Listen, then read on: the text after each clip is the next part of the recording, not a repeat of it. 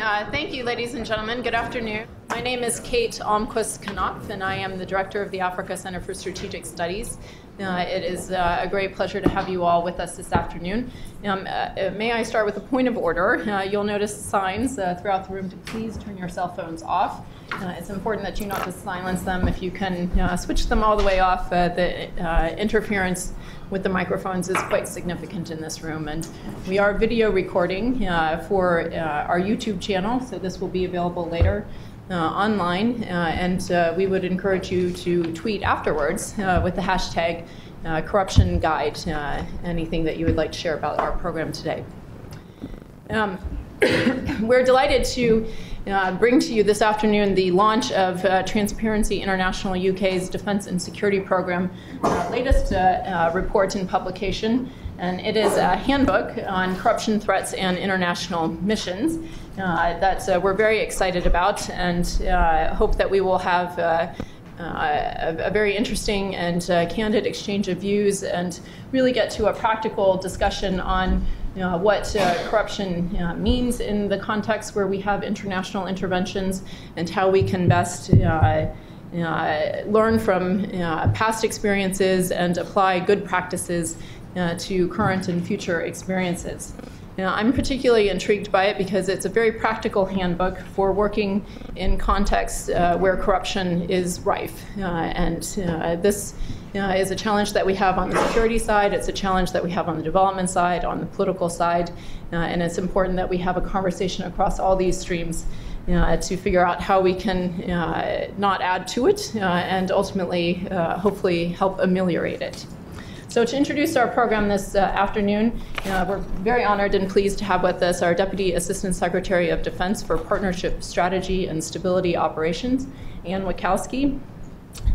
Ms. Wachowski served prior to coming to this position as the Deputy Coordinator for Homeland Security and Multilateral Affairs in the Bureau for Counterterrorism at the State Department, and she was also the Principal Deputy Coordinator there as well. Previously, she served as a Senior Fellow at the Center for Strategic and International Studies, focused on homeland and international security issues, and she also served on the National Security Council staff. Ms. Wachowski is going to offer some opening comments for us and set the discussion, and then we will excuse her for another speaking engagement this afternoon and turn to our panel and presentation. Hi. Thank you. Kate, thank you very much, and thank you for the opportunity to participate, however briefly, in this very important conversation today. And I should say, I'm sorry that I'm going to have to go, because I'm very, very interested in this topic and in hearing what all of you will have to say, the panelists and all of you to contribute to it. So thank you to the Africa Center for hosting and organizing the event today, because it is drawing attention to what could be perceived as an overlooked, but in fact a fundamental element of peacekeeping and conflict prevention, and a topic, in fact, of significant importance. And I know I'm on the panel today with a number of individuals who've done very important work in this area. Transparency International's tireless efforts in this field, in particular, when it comes to the issue of corruption, are greatly appreciated. And I wanted to flag in particular your report last fall on corruption and peacekeeping, which recommended a number of useful first steps for the United Nations and for troop and police contributing countries around the world. And it contains analysis and tools that are truly invaluable as we go forward to try to deal with this, this critical issue. The linkage between perceived corruption and failed states, I think, is undeniable, and your new report lays that out very nicely. And if we're hoping to restore stability in these dynamic situations, corruption has to be recognized for what it is, for its ability to actually contribute to conflict, to undermine credibility, and to undercut the success, in particular, of, in this case of the topic today, peacekeeping operations. It can't be addressed with a single silver bullet, or one particular set of steps. I know you will talk about this at great length today, but it does require an integrated and holistic approach, even as we're looking more broadly to address how to strengthen peacekeeping operations around the globe today. And that's what I'd like to spend a couple minutes talking about. I'm not really here to talk about corruption, but I can talk about peacekeeping, which, particularly in the context of the UN today, is facing challenges unlike ever before. Just on Friday, I attended the Summit on UN Peacekeeping, which Vice President Biden co-hosted with the Secretary General of the UN, the President of Rwanda, the Prime Minister of Bangladesh, the Prime Minister of Japan, and the Prime Minister of Pakistan, and a number of countries who are major troop contributing and otherwise contributing countries or otherwise engaged in peacekeeping were in attendance there. It was in the context of the UN, held in the context of the UN General Assembly. And it was pulled together to address a key issue. UN peacekeeping operations are at all-time level highs of cost, complexity, and risk in a wide variety of threat environments. And you know, they range from helping to deny space to extremist organizations in Mali, providing an island of stability in Lebanon, in the fractured and violent Middle East. They serve as a buffer between hostile nations in the Golan Heights. They shelter vulnerable civilians in South Sudan. In special cases such as the Forced Intervention Brigade in the Democratic Republic of Congo, UN operations are on the offensive against a recognized belligerent force.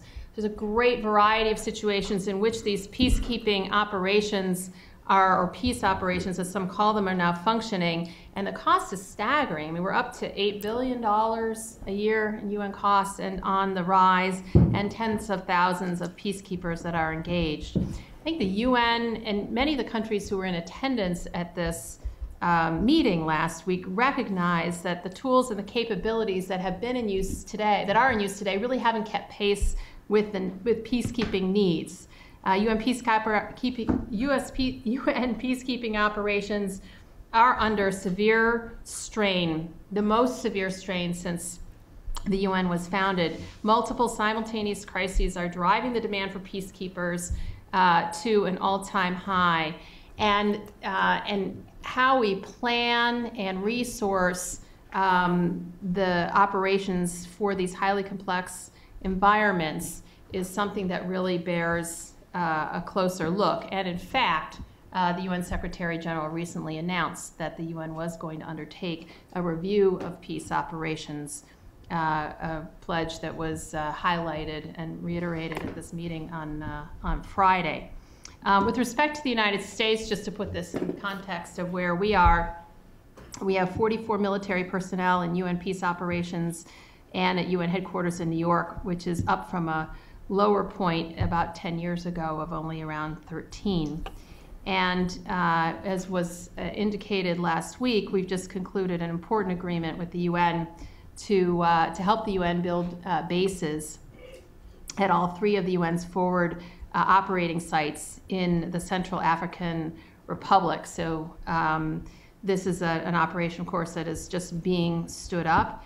And our help in providing these bases is a reflection of the U.S.'s experience now in more than a decade of war and expeditionary deployments, and our partnership with the UN in facilitating their ability to stand up operations more quickly and to do so in a way that is suitably flexible, reflective of the expeditionary environment that they're facing for their peace operations. To complement what the UN Secretary General has indicated with respect to its review of UN peacekeeping, Vice President Biden indicated last week that the U.S. will review its contributions to UN peace operations as well. Together with that, some 31 nations, and this is now posted, I think, on the UN website, pledged support to UN peacekeeping peace operations, some rejoining peace operations, some participating for the first time, Mexico, and some long-term contributors continuing their commitment to the UN and pledging to do even more. So I think last Friday was an important marker, if you will, in the international community's willingness to a point in the U.S. in the international community's recognition of the importance of peace operations and the importance of the need to do more. And in that context, we can return to the topic they're going to be discussing today, which is corruption. And that is, even as we go forward to try to plan better, improve the kind of equipment that is available to UN peacekeepers, train peacekeepers to be more capable in a variety of environments, ensure that peacekeepers have the tools to do what they're being asked to do according to their mandate, which may be to perform not just as infantry battalions, but to protect civilians, men, to protect women and children. We also need to look at these endemic issues of corruption to ensure that we are doing all we can to promote strong and effective peacekeeping operations, which serve so many purposes and our national interest as well as the interests of so many other, all the countries of the world. So I thank you very much for taking the time here to look at this, to bring your expertise and your experience to the table, and I will look very much forward to the results of the conference. Great. Thank you so much again for being with us this afternoon and for kicking off our conversation and setting the importance of not just peacekeeping. I suspect our presenters here will tell us that they chose international interventions because of the broad array of mandates and peace operations that we now have going on around the world, and not so much just about peacekeeping anymore. So thank you for bringing us the context of last Friday's event in New York and the board review that will be happening on peace operations. Okay, thanks. And so now to introduce our panel, I will just say a few things about our guests and then let them walk us through a presentation, and then we'll have a discussion that will kick off with a discussant at the table here, and then open to the floor for all of you to join in the conversation. Sir Stuart Eldon, to my left, was the UK Deputy Permanent Representative to the United Nations, a UK Ambassador to Ireland, the UK Permanent Representative to NATO, and now serves as an advisor to Transparency International on counter-corruption in the defense and security sectors, and also a senior civil advisor to the Higher Command and Staff College at the UK Defence Academy. He brings a very illustrious diplomatic career and practical experience to the table. His colleague, Mr. Nick Seymour, served in the UK Army. He also served at the UK Permanent Mission to the United Nations and at the UN's Department of Peacekeeping Operations as the African Union Peace Support Team Director, and brings a wealth of practical experience both from a military background and the international diplomatic background. So we're very fortunate to have him as well.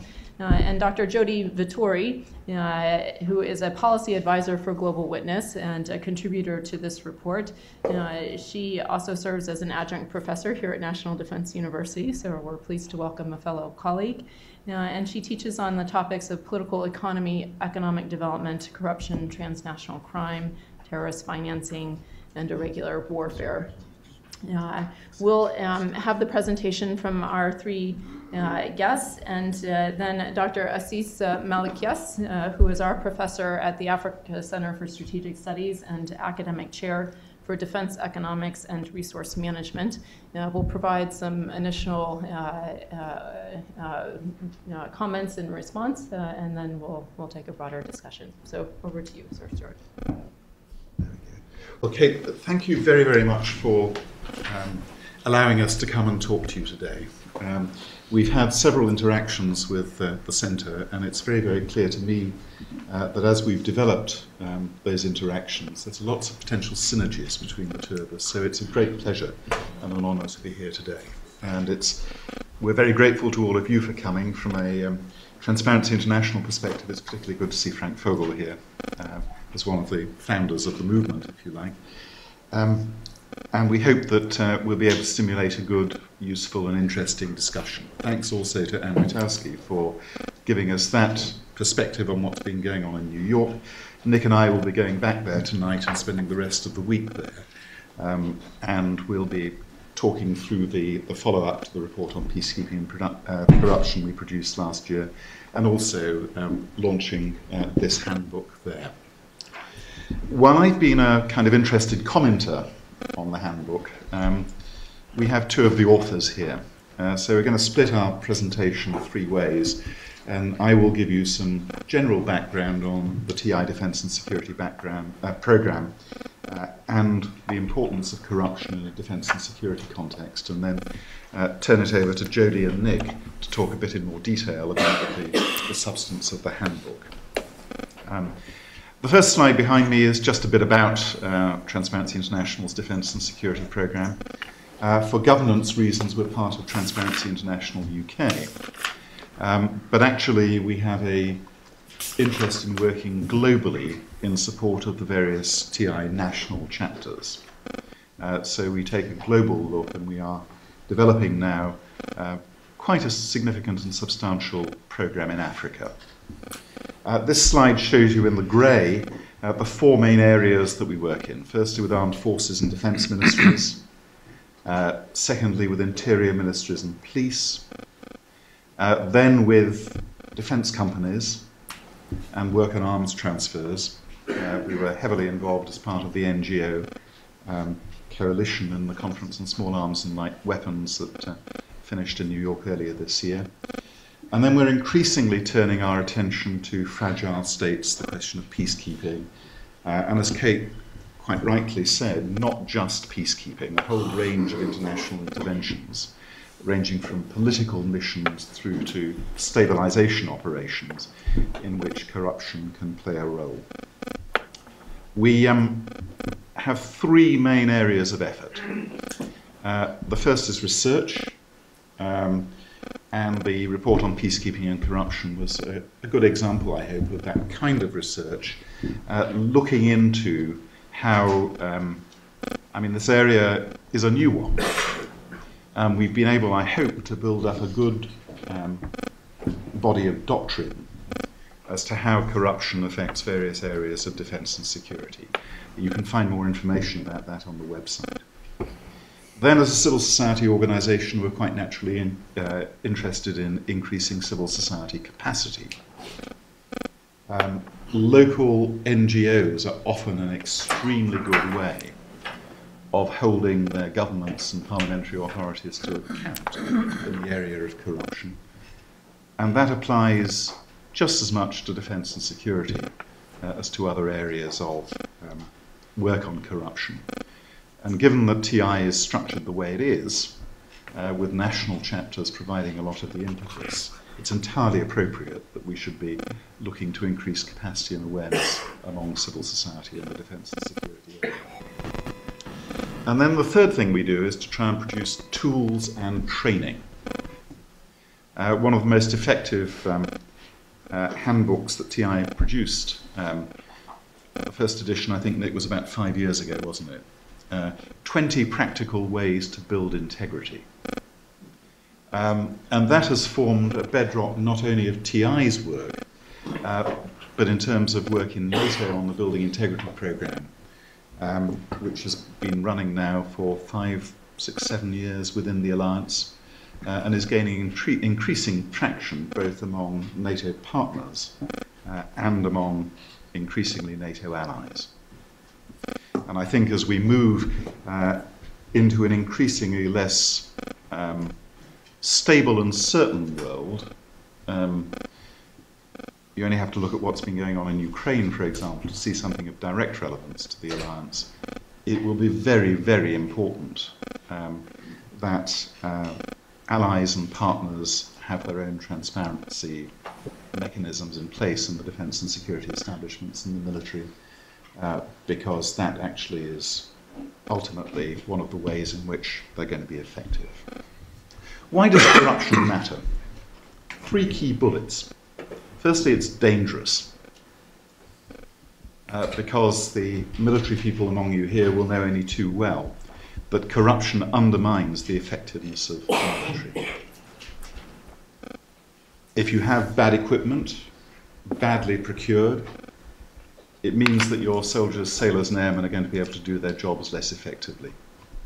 And that puts their lives at risk. And nobody likes that.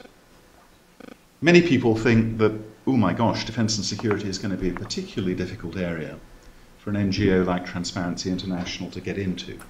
Because heavens, it's secret. It relates to national security.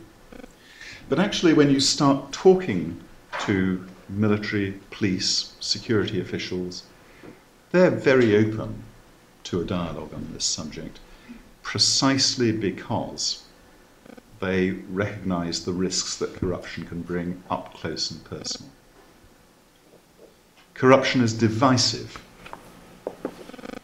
Corruption destroys citizens' trust in their own government and their own security forces. You only have to see that in Afghanistan. And that destruction of trust, again, makes it very much more difficult for armed forces, police organisations, security organisations to do their job. It exacerbates pre-existing ethnic, religious and other conflicts. Those of you who are expert in Africa won't need any reminding of any of this.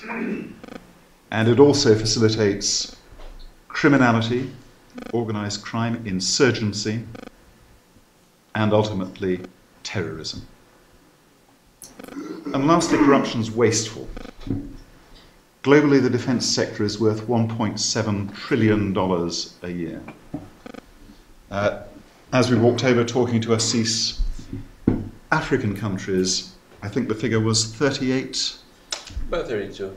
$32 billion on defence equipment. That's a lot of money, and it needs to be spent properly. And why is corruption a threat? Corruption in the government, well, I've mentioned it, public frustration and discontent. It can be used by subversive groups to draw support. Again, Afghanistan, classic textbook case. There are others in Africa, others around the world. And it facilitates funding to criminal groups, insurgents and terrorists. Bad equipment puts lives at risk. And frankly, it's a waste of national funds and a waste of aid money. The UN Board of Auditors has just published a report about the performance of enabling partners in Somalia and South Sudan. And there is an awful lot of diversion of funds going on. They're public documents, they're not secret. And that's just one illustration of how a lack of transparency and corruption wastes money in fragile states. Slower development, less willingness for international investment. And you've only got to look at the Democratic Republic of the Congo, Mali, Iraq and Afghanistan to see evidence of how corruption matters in international interventions. Ultimately, and I think this is an issue that is coming out very clearly from a piece of research TI is doing on Afghanistan, ultimately, if you do not take account of corruption considerations at a very, very early stage in the planning of an intervention, in the politics of it, in writing the mandate, determining the mandate, deciding how a mission is going to be set up and run, and then for the military and other implementers, you don't take corruption considerations into account in planning all that, you will make your life much more difficult and you will put the success of the mission at risk. And that's why I think this handbook is so important.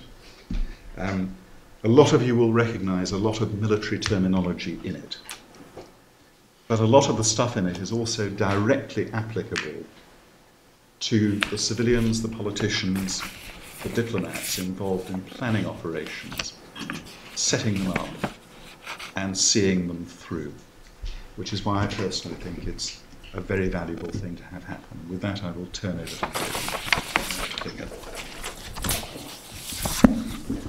Thank you, ladies and gentlemen.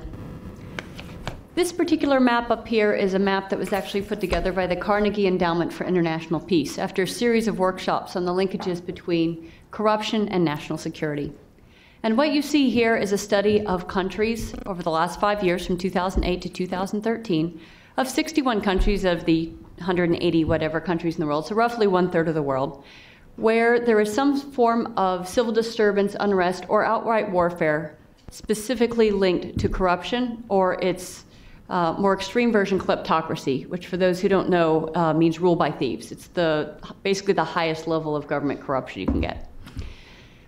It goes obviously from the darkest color to the lightest and most extreme to least extreme. But we have everything from sudden regime change specifically linked to corruption and kleptocracy in places, as you know, like Egypt, Kyrgyzstan, Libya, the ongoing civil war in Syria, Tunisia, Ukraine, and Yemen. Obviously, plenty of places with serious violence and criminality involved. This particularly focuses on Central American countries, where we have countries in Central America now where, even though it's criminality and not insurgency or terrorism, which is generally considered politically based, we have body counts much, much higher than what we would see in an actual civil war. To give you an example, in Mexico, the current estimate of the number of dead is over 100,000 people since 2006, with another 20,000 missing. As a reference, remember the United States lost 58,000 people in Vietnam. So you've got a body count double from criminality, what was lost in a full-fledged multi-decade insurgency. So that will be included here as well, because mass levels of criminality cannot occur without corruption. Then, of course, we have the insurgencies that are traced to corruption and outrage to corruption.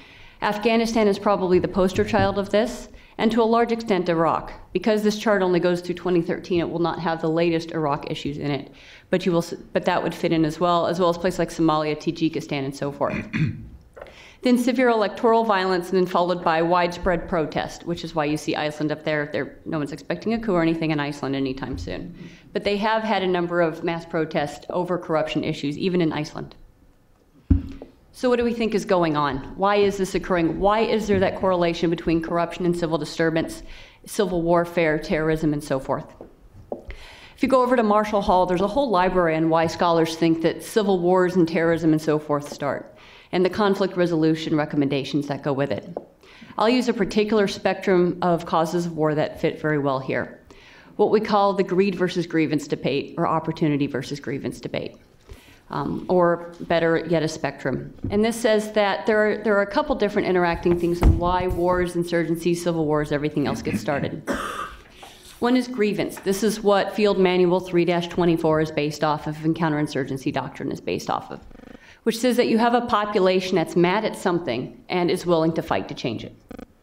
And if you can alleviate those grievances, then you can alleviate the warfare. The other side says that there are certain people in any warfare, terrorism, or other situation that do pretty well by that warfare or terrorism situation, either in money, in power, in prestige, whatever the case may be. And that rarely are conflicts completely one or the other, that somewhere along the spectrum, all of them apply, although in different degrees in different situations. So how does corruption fit into this? It's pretty easy on the grievance side. If you see politicians driving around in fancy limousines with houses in the south of France and real estate in London and Manhattan, while the rest of the population lives in poverty, that's a pretty good way to get grievance going. That's a pretty easy way to do it. If you've got a situation where there's a particular ethnic or religious group that seems to be making a killing, that you can wrap those particular grievances in that as well, specifically linking up to it.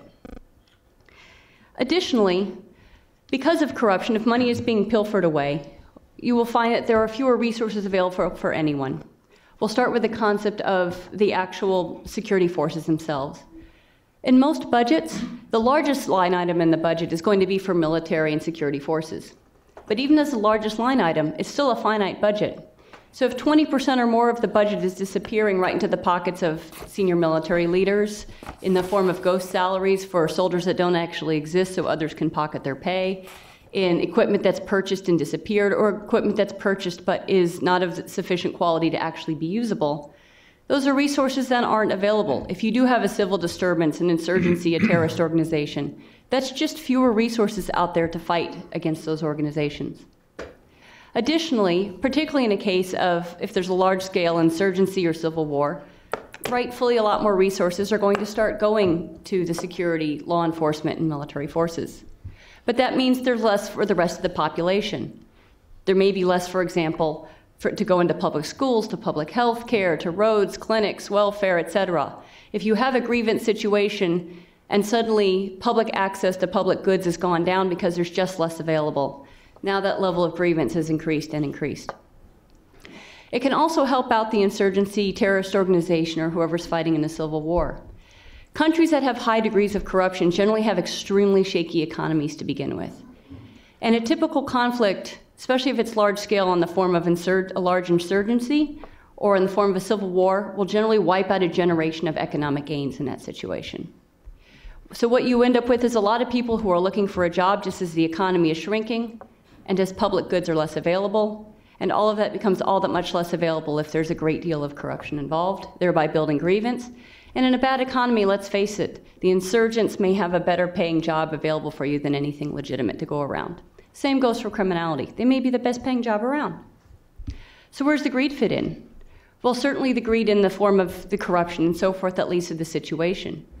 But the reality is that we see a lot of situations where the various actors involved on the government side, on the security services and military side, on the criminal side, are all incentivized for conflict and indeed disincentivized for peace.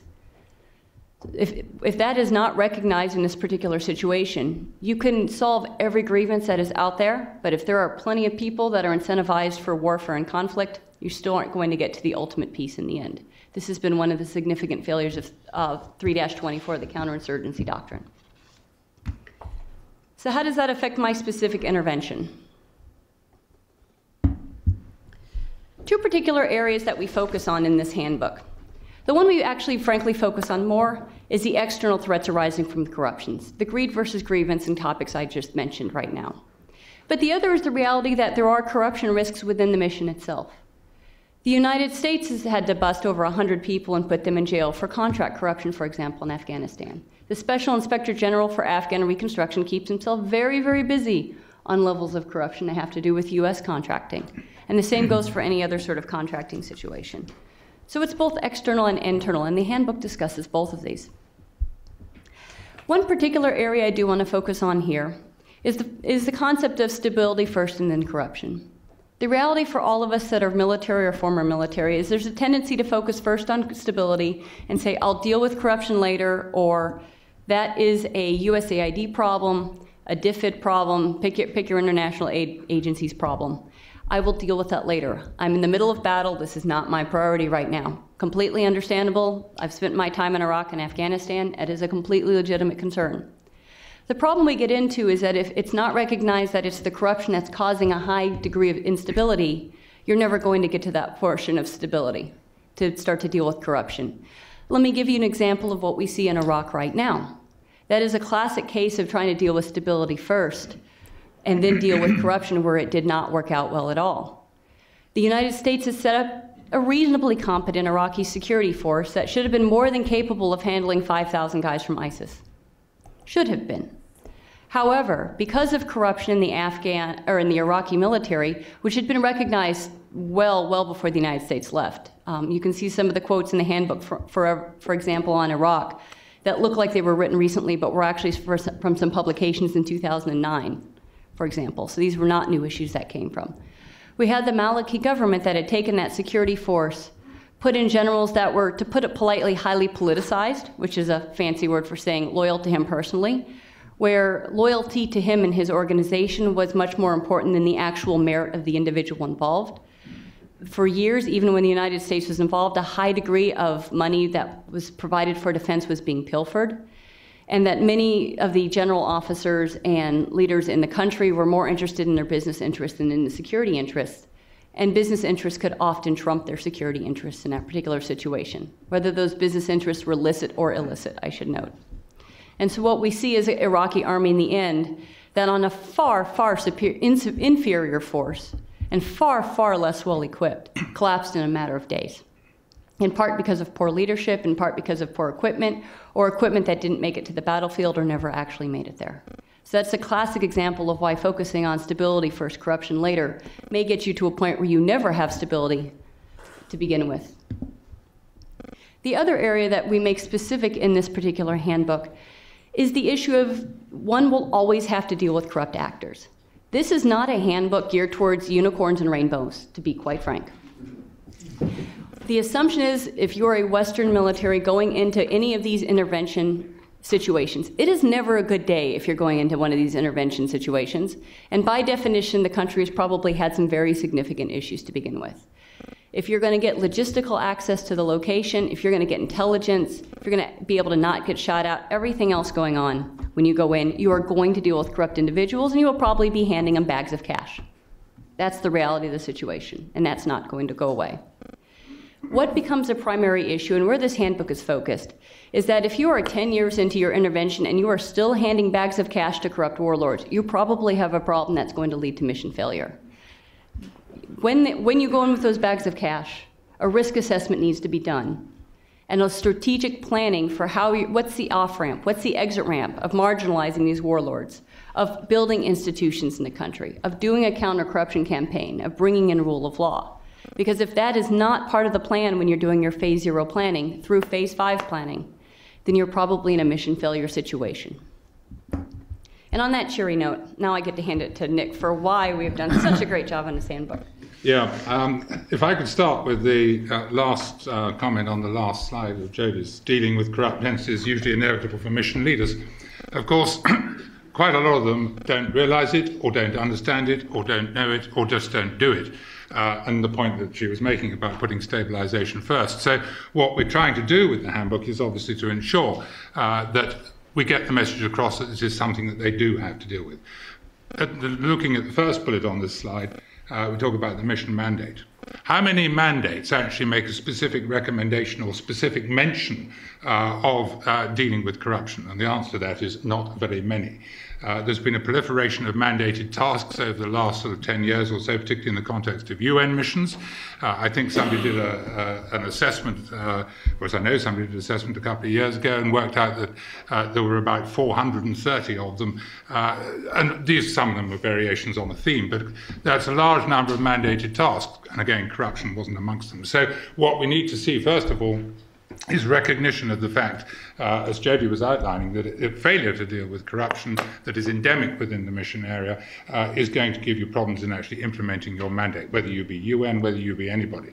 And therefore, it is essential that in issuing a mandate to any form of intervention, that this is addressed and this is included in it. Of course, it goes wider than those that are actually conducting a peace support operation or peacekeeping mission, because clearly it has got to encompass all of those in the post-conflict situation, because you can't have individual organizations that are doing one thing while the peacekeeping mission, peace support operation is doing something else. So clearly we need to ensure that we engage with all post-conflict actors in implementing and ensuring that this is included in their mandates and their tasks. Doing no harm. Clearly, again, this has been a problem in the fact that in any intervention, a lot of the situation changes by nature of the presence of that intervention, and this can generate issues for corruption. So clearly, again, in the planning of it, it is essential to ensure that people understand the damage that they can do by not understanding what is going on around them. The only way we're going to do that is to ensure that this is the principles of dealing with corruption are included within doctrine, included within mandates, but of course emphasizing the importance for clear guidance, which is what this handbook is attempting to contribute to, and training. Because, I mean, how many people have actually ever been trained prior to going on an intervention, trained actually on what is going on around them in terms of peacekeeping missions? Corruption in terms of the beginning and the planning. When I was Chief of Military Plans in DPKO, if somebody had said to me, don't forget, include corruption when you're producing the concept of operations, I would have said to them, I've got more important things to do. You know, that's not my priority. Wrong. It must be a priority. It has got to be included because clearly, and again, as Jodie eloquently stated, that if you do not include it, then clearly you are already sowing the seeds for undermining your ability to implement the mandate. And again, I'm not going to go through all of these other points, but clearly a lot of the training, a lot of the assessment, the analysis, links to things like conflict analysis is how you understand the situation that is around you, how you understand who the good guys are, who the bad guys are, who can help. The whole process of assessing the corruption risks is not simple. I mean, clearly there are sort of buzzwords like mapping the political economy, understanding how things are going on, the links between basic corruption at a low level, how that leads up the chain into sort of systemic corruption, political protection at the highest level, and so on. But it is essential that this is part of the process, and clearly those that are involved in planning missions and putting them together will require training of different types. There's a need at the lowest level, for the tactical level, for people to understand what is going on around them. So when they see events happening, they see them for what they are. Of course, in terms of mapping the political economy, that's more an expert function and will require training of a different sort. But the bottom line is, of course, the training is essential and fundamental to success. And then really having a checklist of what are you going to train on. And that's, again, what the handbook is attempting to do, because it's highlighting the areas that are going to be important in terms of the training that needs to be developed. Moving on to the next slide, let me introduce one of our menagerie. This is the conflict snail. And the conflict snail attempts to, again, pick up on some of the points that Stuart has mentioned and some of the points that Jodie has mentioned. It's looking at the top left. It's looking at the sort of situation in a fragile state, where you have a sort of a general sort of attitude, an acceptance of corruption, a high prevalence of corruption, people acting to manipulate the process, and right up to the governmental level. And of course, again, as Jodie has pointed out, this can be your step towards actually going into conflict. And so as you move around the snail and around its shell, you go into conflict. And of course, as the country is engaged in conflict, the higher the level of stability, in many ways, the greater the opportunity for yet more corruption. So inevitably, the challenge that one faces then is that there will be a large number of people who actually like to prolong the conflict because they're doing very nicely, thank you, out of it, and they've got no incentive to stop it. Then, we get to the stage where a settlement might be achieved.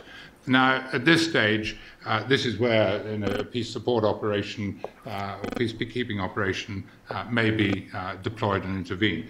And the danger with this, what the conflict snail illustrates, is if you do nothing and the level of corruption remains high, and that there is opportunity for new levels of corruption, then you will keep on going around the circle. Look at countries like Liberia, look at countries like Sierra Leone, look at the Congo. You can see how the level of corruption has continued, has perpetuated, and it keeps on lapsing back, or they keep on lapsing back into conflict in various ways.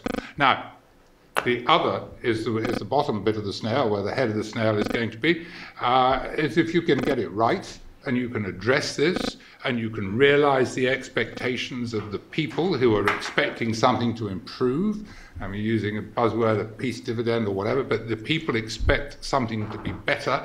And if you can achieve that by addressing corruption at the early stages, when the settlement is achieved and the peace support operation is deployed, then you stand a much better chance, no guarantee, of course, but you stand a much better chance of coming out of it, and again, underlining the point it makes about a comprehensive reconstruction, so looking at the whole issue, not just of sort of stability, but looking at across the board, then you will wind up with a much better chance of achieving stability. So, coming to the end of my little piece, this is the first time an attempt has been made to produce a handbook that provides substantive guidance and shows the areas in which the people, missions at different levels can actually address the corruption threats. First, of course, you've got to identify what the threats are, but then you've got to, having identified the threats, I'd seen what is happening on the ground, then you need to be able to do something about it. It provides guidance for leadership and staff I would say that actually it probably goes further than that, because personally I think that it is worth sort of getting down to quite a low level, because people need to understand what is going on around them, and it's at the tactical level. People will see things that are happening which they can report and which they can actually then be used as a step to move forward. It provides examples of good practice where things have been successful in the past, and it gives a number of sort of options of dealing with corruption in specific mission sort of environments. So a checklist, it's practical, it's wide-ranging, it's not aimed at experts, it's aimed at people of different levels who will deploy in missions where an intervention is the case. As an example, and I'm not going to go through this in detail, but here you'll find in the handbook a number of examples of this sort of type, where on the left-hand side of the slide it sort of talks about, here in the case of the risk of overlooking corruption, because you put stabilization first and you can think you can ignore corruption. Then on the right-hand side, well, here are some of the ideas that you might care to think about if you do that, and therefore this is helping to provide guidance on that. And again, as noted at the very bottom of it, conduct training on all topics, etc. So the training bit is seriously important, and it's what must complement this handbook. There I will finish. Thank you very much. Great.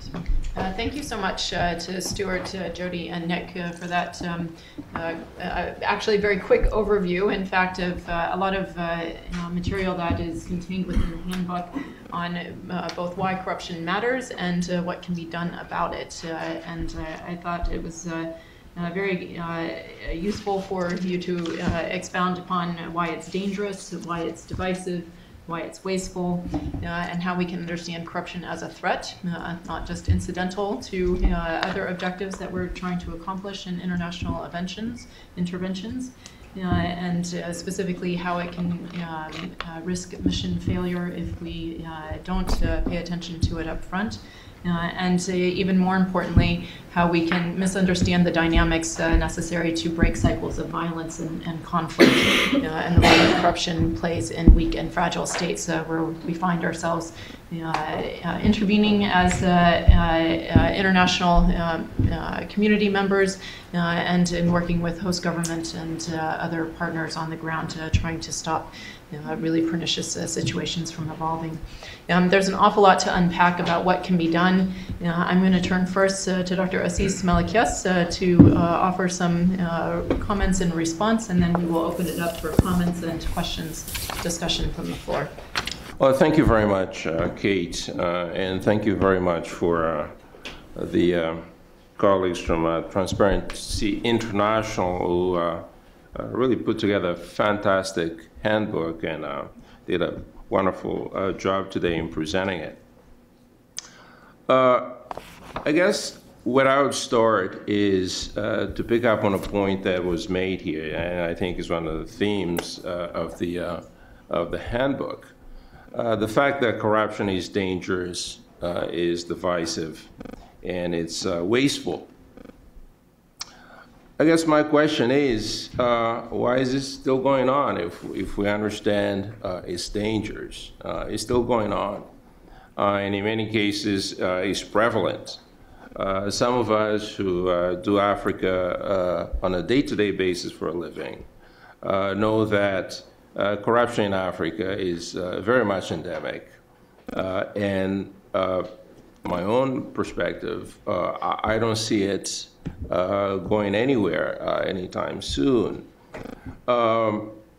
In fact, it's getting worse. In fact, I just came back from Africa, and I was visiting with some friends. We're driving, and we get stopped by the police.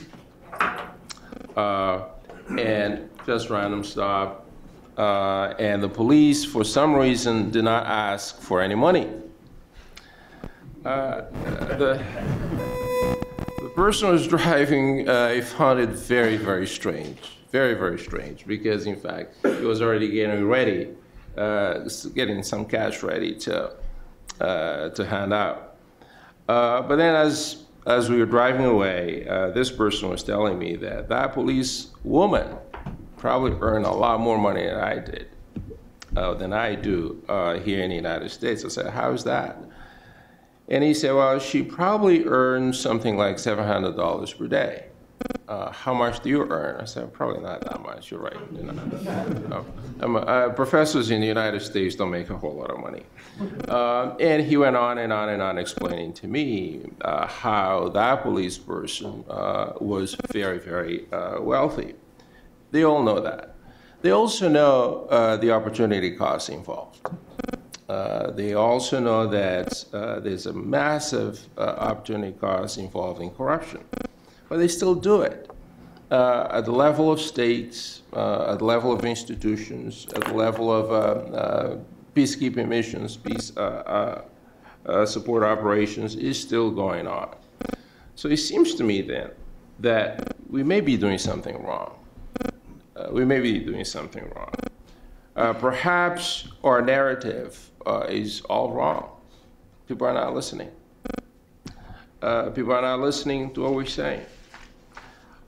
I suggest this because not too long ago, I was in Addis talking to a general, an African general, who has a tremendous amount of experience in peacekeeping operations, not only in Africa, but around the world. And he was suggesting to me that there is a basic misunderstanding, about how Africans in this case and non-Africans understand corruption. And the general was suggesting to me that, first of all, Westerners are just as corrupt. They're just as corrupt. They just have better ways, more sophisticated ways of engaging in corruption. Not only that, the general was suggesting to me that Westerners have a very weak normative basis to stand on, and an even weaker moral basis to stand on. And I said, well, why is that, General? He said, well, just look at it. Look at who are the troop contributing countries? Who's actually doing the heavy lifting? You have the rich countries providing the money, but that's about it. It's the poor countries that are providing the troops and therefore the lives. So there's this sense that the lives of the Africans somehow were less important, or were less valuable, and so on. And the point he was making is that this is a very corrupt way of looking at things. The other thing that we also need to look at, I think, is the whole issues of incentives and disincentives.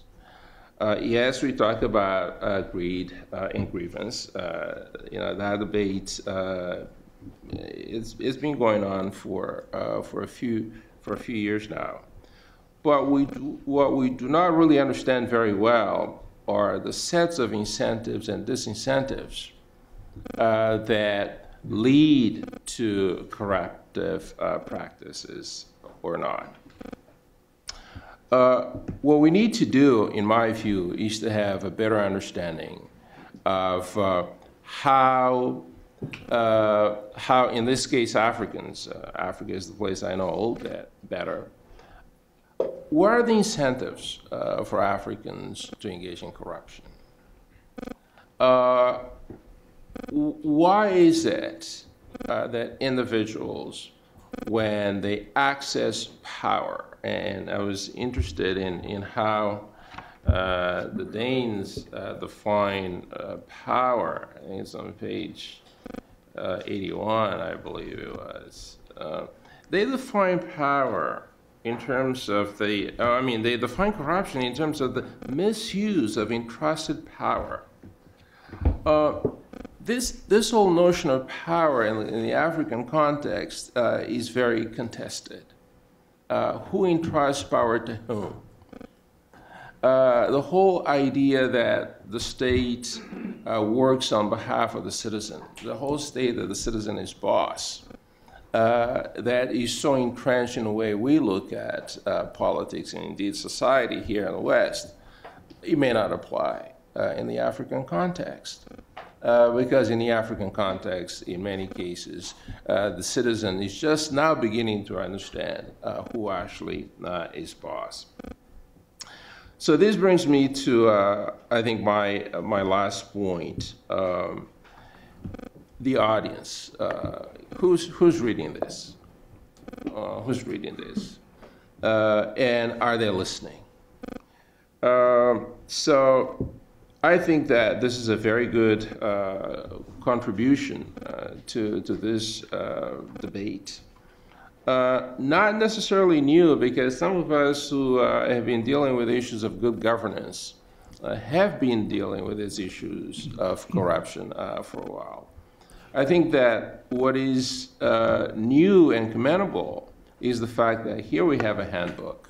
It's small, readable, that leaders, managers, and so on can have on their desk and refer to when the temptation to do bad things pops up. So I'm going to leave it here, Kate. I'm sure there are a lot more comments and a lot more questions from the audience. Great. Thank you, Assis. It's very helpful that you drew out the point of whose definition of corruption are we talking about. That's, I think, a point that is spoken to within the handbook in terms of understanding both the local political economy and cultural context of any situation in which an international intervention might be taking place. But as we're thinking about breaking cycles of violence and fragility, we have to certainly understand how power and resources are distributed within those contexts, and what cultural perspectives and attitudes are there.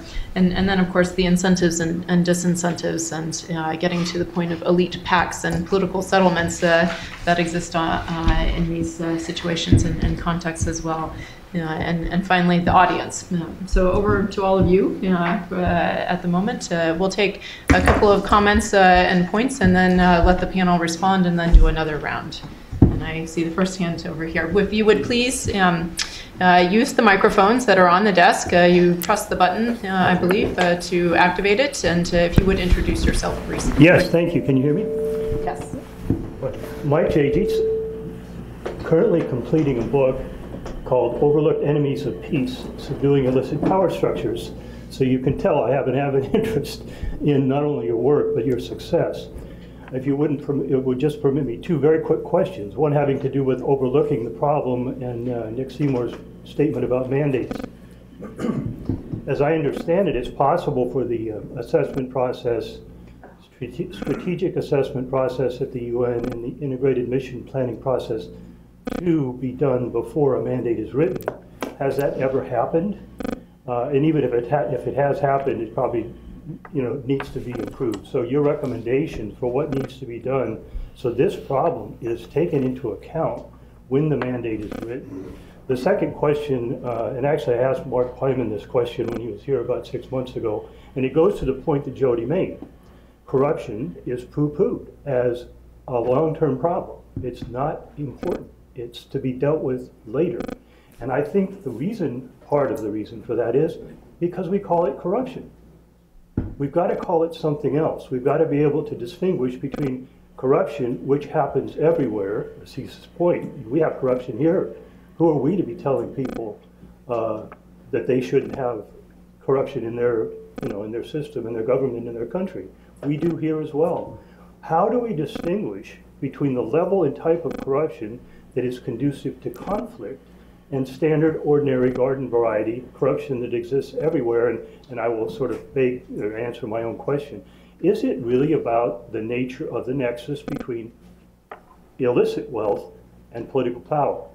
That, in fact, the way in which power is attained and maintained and exercised is based on, it may be the means, it may be the motivation, it may be greed, it may be grievance, but that's the system, that's the nature of the regime. If that's the regime type, autocracy would be one term, but How do we go about this? How do you assess? Can you make the distinction between normal corruption that is not conducive to conflict and that which is? And I fervently believe it is. Okay, not difficult questions at all there. JR? Okay, J.R. Maley with the Africa Center. Thanks for the presentation. I thought it was really excellent. The report's really accessible both for policy audiences and for technical specialists, so my compliments there. One thing I wanted to ask about, I guess TI is the place that first started to kind of document and list the most corrupt and the least corrupt societies.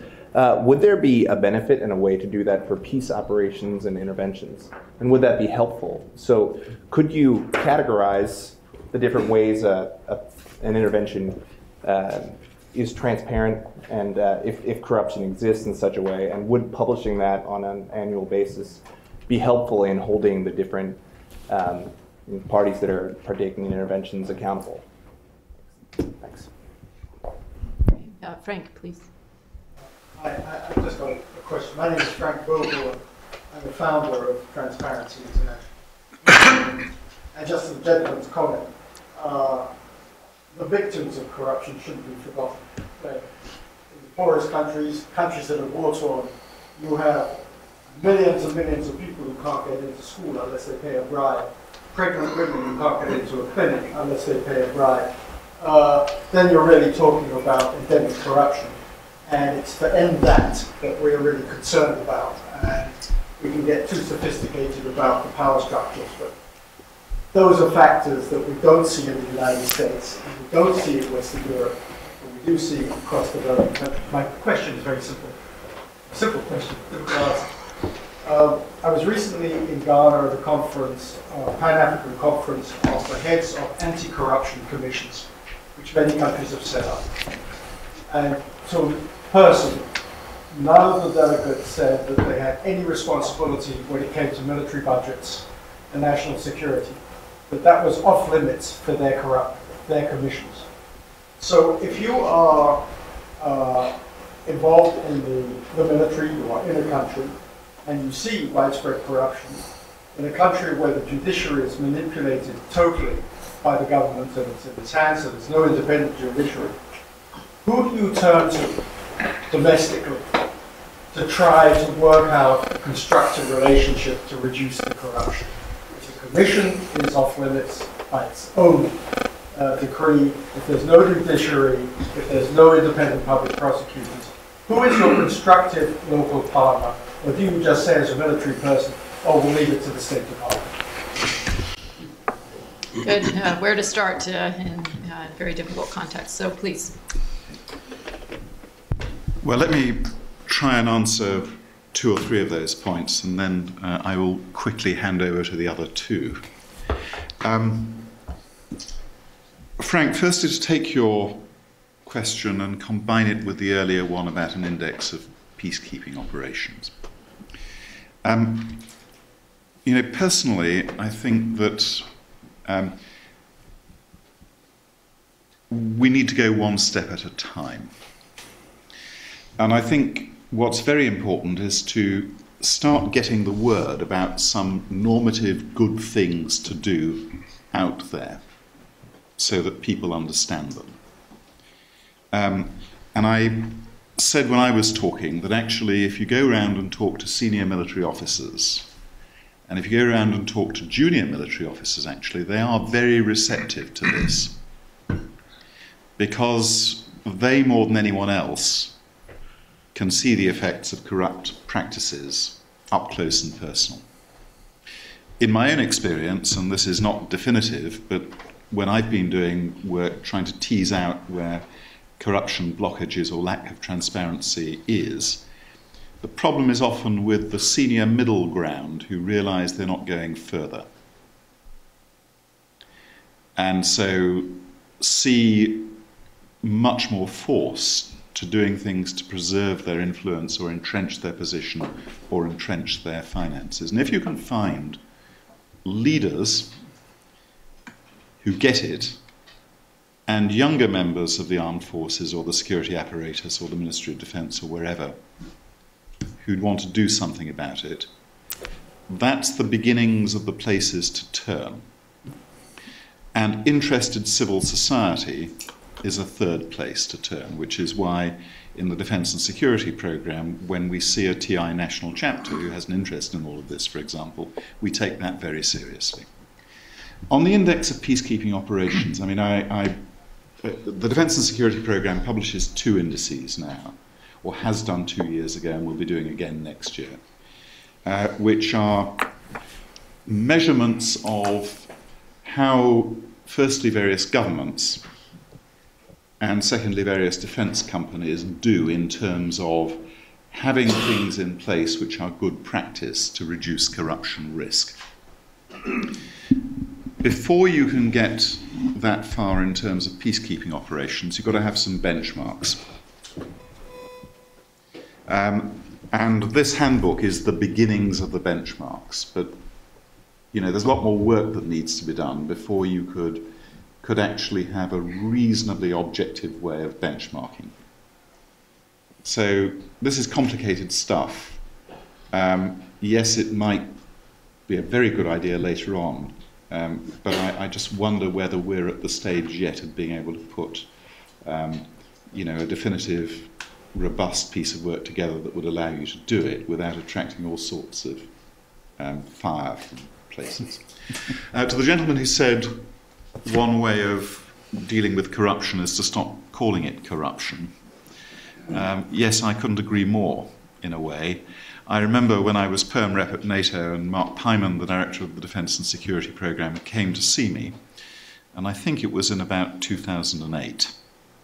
And he walked through the door and said, "We'd like to do something about corruption at NATO. How can we do it?" And my answer to him was, stop calling it corruption, which has negative connotations, quite rightly. Start talking about building integrity, which has an aspiration and a positive connotation.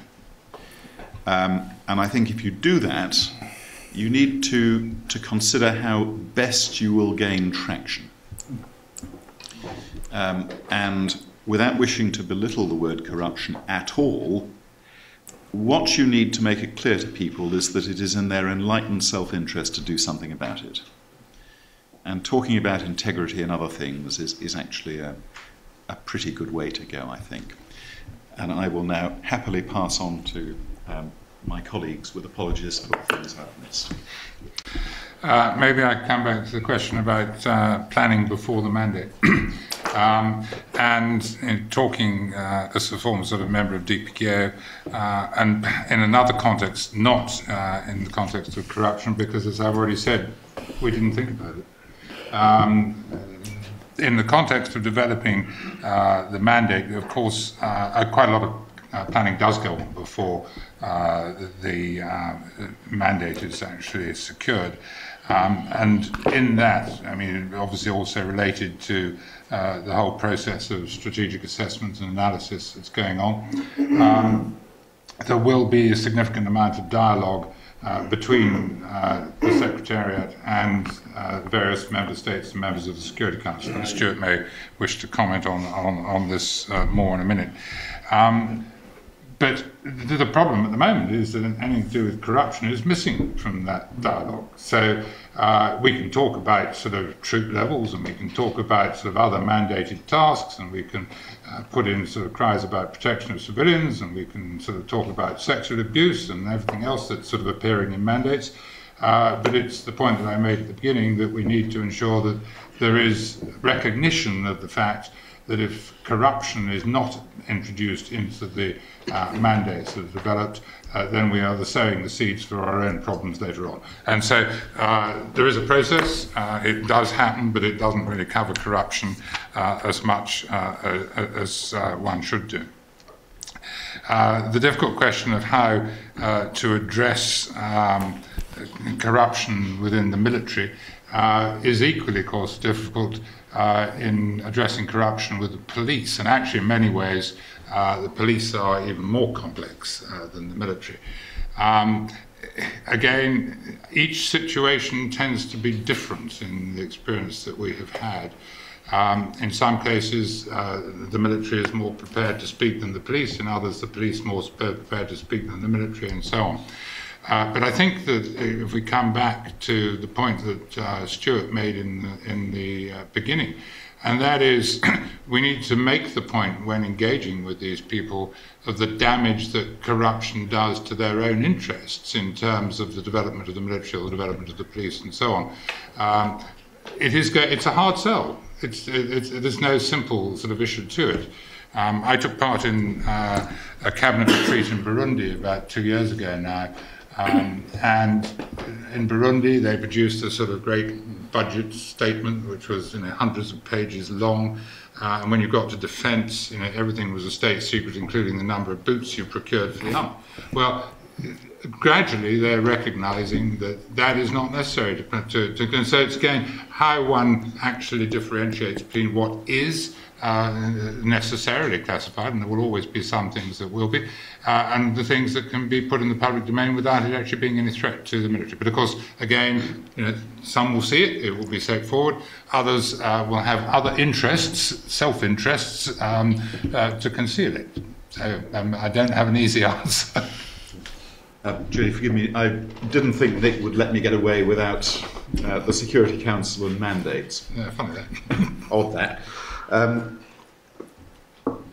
The first thing is that in any mandate, there is always going to be a political negotiation. And there are going to be political trade-offs, and different people are going to have different priorities.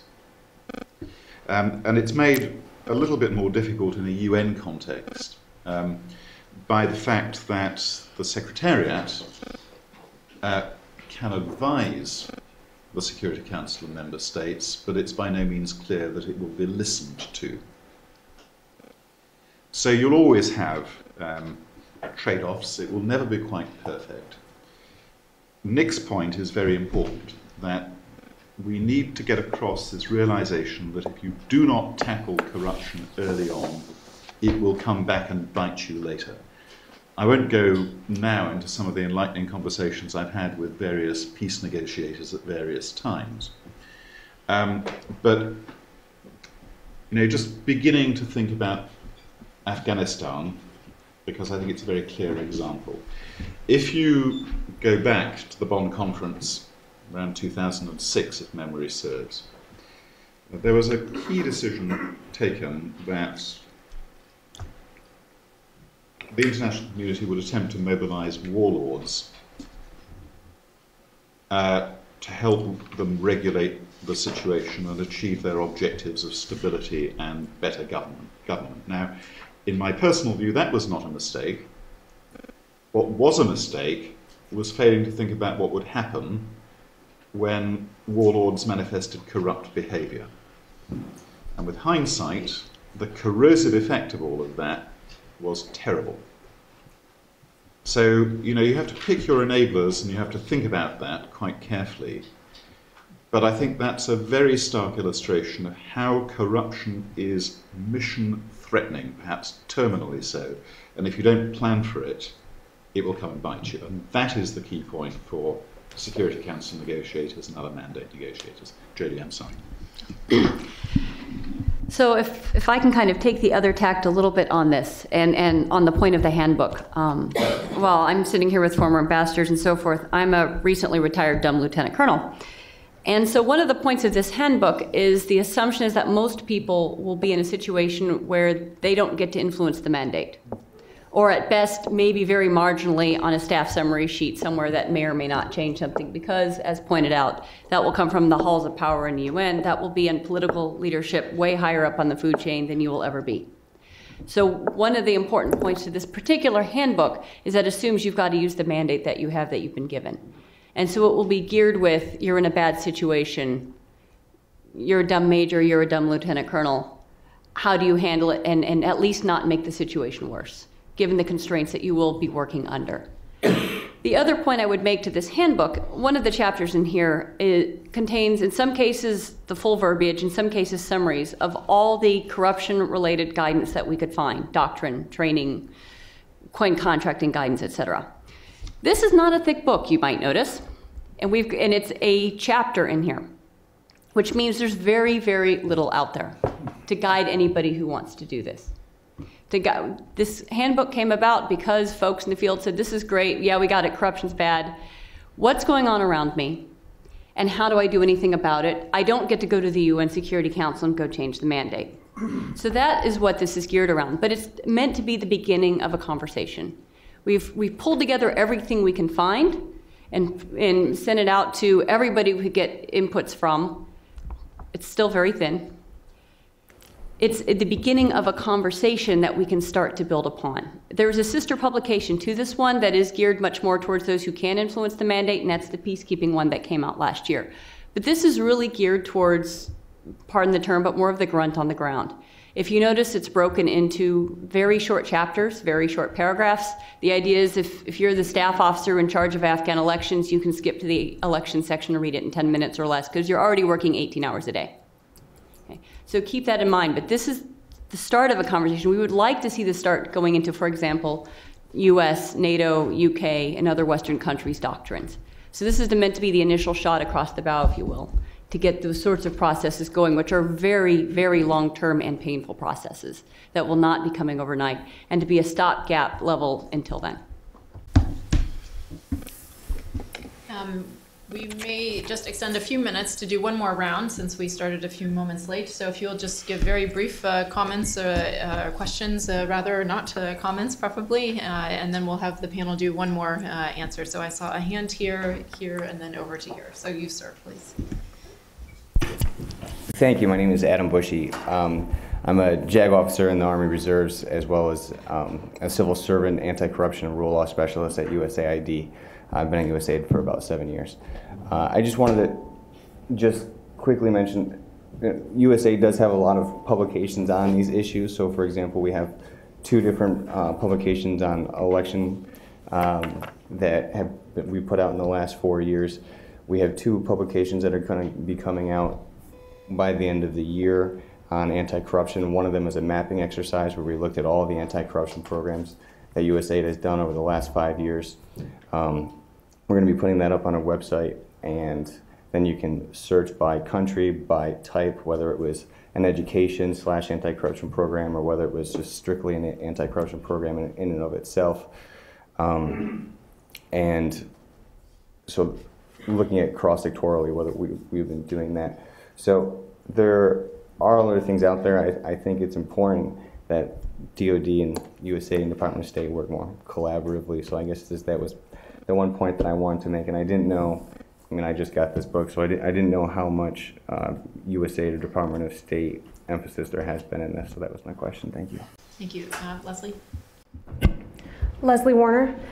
So in the fields of security force assistance and international interventions, there's this catch-22 where you have a need to engage either because the international community perceives a threat individually to individual countries or a threat to the global commons, yet at the same time the partner nation understands that you have equities at stake, and so your influence, your ability to influence their behaviors is thereby potentially limited. So my question is, at a systemic level, what are potential points of influence or potential points of leverage to get countries to address these corruption issues? Thank you. Boomer Smith from Noetic Corporation. Noting that you're talking about international missions, very often in those cases, particularly, let's say in the case of a UN mission, leaders don't get to necessarily choose their workforce. In many cases, they will inherit an international contribution to a workforce, and in some cases, national contingents will come expecting to do business in a corrupt manner, because that's just the way they are. Is perhaps slightly outside the scope of your work here. Is there some scope for actually trying to get ahead of that and actually start to systematise addressing corrupt procedures within countries' own militaries or own national security apparatus, so that you're less likely to have a pre-corrupted organisation coming into the mission? Great. Okay. Thank you. Jody, why don't you start? All right. If I may address Stacey's comment first. There are a lot of particular areas. It is tough with leverage, and I'll use Afghanistan as an example right now. As the number of troops on the ground go away and the amount of foreign aid that's going in shrinks dramatically from the United States and all the NATO and coalition allies, The amount of leverage the United States has over Afghanistan has dropped dramatically, and we really saw that with it taking a year to get the bilateral security agreement signed. Presumably it was signed today. I haven't seen the current events if it actually was or not. So that's a classic example, but there are some areas where leverage is extremely helpful. Unfortunately, for those in the security services, they rarely have to do as much with security as with the interagency process. Some of the areas that particularly are a focus are on specific individuals, things like travel bans for them and their families. The reality is that when you look in any of these countries, it's very rare that they keep their families in that location. They've recognized it's a lousy place to live. They've moved their families outside of the country. So if you can work with, for example, State Department with travel bans, things like asset recovery, asset search, asset recovery. In the United States, there's a push right now to do what's called beneficial ownership, which is making it harder to run shell companies, for example, so that it's harder to move money outside of these countries. These sorts of issues can very much help increase the leverage over particular individuals that might have a great deal of control in that particular situation. Changing the incentive structures of those particular folks. When you're dealing with the highest levels, obviously that doesn't necessarily help you with your local police chief, but can help you at much more of the very highest levels. But again, these are Department of State sorts of things. Sometimes, maybe depending on the situation, USAID, but areas where the DoD won't be involved as much. On a particular DoD level, there's a couple other areas when it deals with personalities that one can look at. One is just who gets recognition, who gets to shake the hand of the commander. On both sides. One is, who has the ability to get the picture taken with the individual on the good level, but also making sure you know as a commander whose hand you're shaking. The number of times that important U.S. generals have shaken the hands of warlords that were, had nicknames like the Butcher in other locations did not help a counterinsurgency fight. Because what that says to the larger population is that you've condoned everything that this person has done, and your job has just gotten that much harder. And that's true whether you're a senior level general or you're a company commander in a small village somewhere where you have that sort of control. Who comes to National Defense University and other training locations? We currently have the Leahy Amendment when it comes to human rights issues, but there's no equivalence when it comes to who is left with $10 million in corrupt assets from another country. So there has been some arguments, including in some joint publications and lessons learned, that a corruption-level Leahy Amendment would be extremely helpful in these sorts of situations to incentivize leaders who, let's face it, coming to the States is a good deal. Who gets the cool Oakley sunglasses, who gets the cool body armor. All of those things are incentives that we sometimes take for granted, and some of those, even on a lower level, we do have some influence on when it comes to that situation. And the same goes for countries. Aid conditionality has been a very controversial issue, and there's some questions of whether or not it can work. Because as you pointed out, if you're giving aid to a country, aid is almost always given on a political basis. There is humanitarian aid given, post-Haitian earthquake or whatever for short term, but the long-term aid is always going to inherently be political. And if you're giving aid politically, it means that country has something in it you want inherently, and counter-corruption is probably not going to be it. But aid conditionality can work in some situations, and this is where risk assessment and knowing what you're doing becomes very important, of using that aid conditionality when it can help that particular situation. And that's not just the State Department aid conditionality. Afghanistan was unique because the U.S. military had unusual authorities given to it when it came to budgeting that has not existed before, and there's a good chance probably won't exist since. That is usually only a State Department authority on budgets. But because of that, the massive outlays of SERP funding and the massive outlays of security funding dwarf development funding. So knowing where one's spend is going from a DoD and security perspective can be very, very important. And the same would go for British militaries and other militaries as well. You get the other easy question. On the issue of points of leverage, I think Stuart mentioned that we work in all cases where possible through national chapters, and that obviously is linked to civil society, and the link to civil society is obviously linked to expectations of the population in the countries that one might be operating in.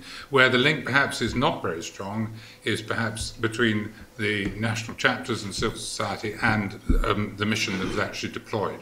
and maybe that is an area where one needs to sort of strengthen it, and again, raising awareness generally might help to do that. Of course, donors can also play a contribution in exercising leverage if there are elements within their sort of the support they're providing to promote integrity and also sort of issues of anti-corruption, although many of them already do. On the issue of imported corruption, I remember in Bosnia, it was somewhat difficult for some members of the International Police Task Force to justify why they needed for their personal consumption 5 televisions and 20,000 cigarettes a week. And this nearly resulted in the closure of the PX.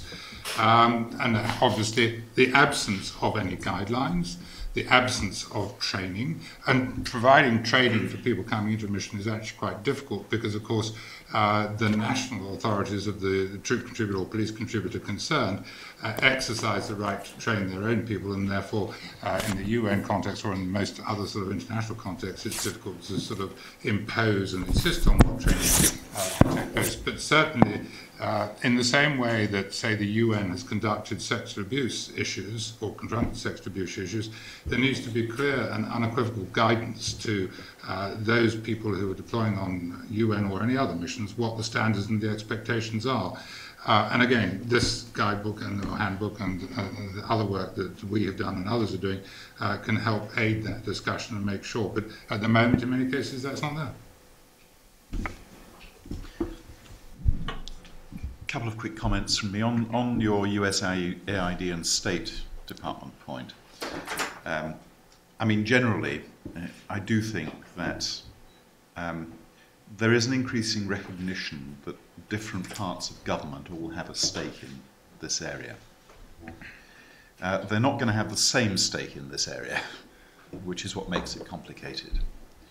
So, I mean, it's not so much a problem in the United States, but in many other countries, aid ministries have a different take on military-related expenditure, clearly to defense ministries and foreign ministries.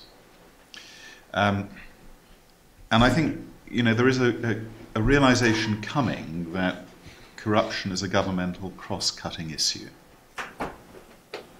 And the more that can be debated, brought out, published, you know, I'd be prepared to take a small bet that state might not share quite the same perspective as USAID in some areas of anti-corruption activity, and that needs to be thought about and needs to be reconciled with, in our context, the demands of defence and security and operations and that kind of activity. But the more that debate can go on, the better it will be.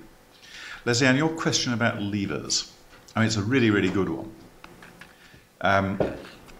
And, you know, in this handbook, there's some stuff there about 10 corruption pathways, which will give you some ideas to where to look for levers. But really the most important thing is to know what's going on. Because if you don't know what's going on, you'll be unable to define your leverage. And that's what a large chunk of this handbook is about too. How do you find out who are going to be the spoilers, who are going to assist you? Which institutions are strong, which institutions are weak? How do things work? And I think if those, well, firstly, defining the mandate, and you know, you come back to the pre-deployment planning, pre-operational planning point, you won't be able to get a good handle on what really needs to be done unless you know what's happening and who's making it happen. And the same thing sort of cascades all the way down right to the tactical level. But I'd hope that these kind of 10 corruption pathways in the handbook will give people some ideas about where they should start thinking. One important point is just to note that the agenda of the host government may be a bit different from the agenda of the international intervention. But again, the key point for me is to know what's going on above all. Great. Thank you very much to our panel, Stuart, Nick, Jody, Assis, for giving us some very interesting material to think on this afternoon, discuss, talk about hopefully to take back to our respective spheres of influence, particularly across the security and development spectrum, and to continue the exchange of perspective and approach and analysis, and to augment and add to the guidance and the practical tips and ideas for increasing leverage and for understanding the context that we work in, and hopefully ameliorating them and not making them worse. So thank you all very much for joining us this afternoon and participating, and we look forward to seeing you again at a future event. Thank you.